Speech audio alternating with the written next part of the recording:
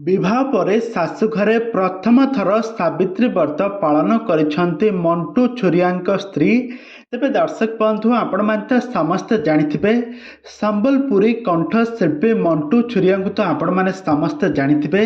आउ तांकर बाहाघर एही किछि दिन तळे तांकर बाहाघर होईछि।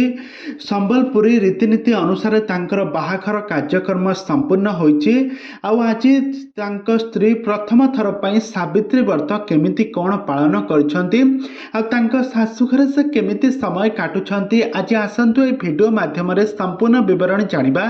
तो से आपण मैंने आज भिडियो को प्राय शेष पर्यंत देखंतु।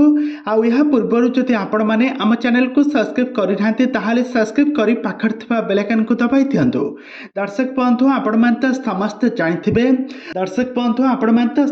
जानिथिबे ह्यूमान सागर का मृत्यु पर सारा कंठशिल्पी जगत दुखरे लहरी माड़ी आसीथिला। किंतु एबे सब से दुख को भूली जाई एबे मंटू छुरिया से विवाह करछंती। तांका प्रेम को से विवाह करछंती काहेकि ना दीर्घ दिन धरी भल पाउथिले। बाहाघर परे से बे तांका घर को आनिछंती। बाहाघरटी बहुत धूमधाम रे होइथिला।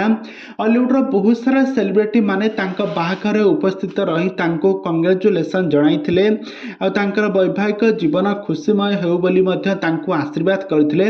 आ तांका स्त्री प्रथम थर पई तांको पति परमेश्वर पई से प्रथम थर पई से सावित्री व्रत पालन करछंती। आपण माने एठार देखि पारुथिबे से केमिति सावित्री व्रत पालन करछंती। तबे दर्शक बंधु आपण मानको मंटू छुरिया स्त्री आपण मानको केमिति लागुछंती आ तांको जोड़ी आपण मानको केमिति लागुछि हमकु निहाती भाबर कमेंट बॉक्स रे कमेंट करंतु।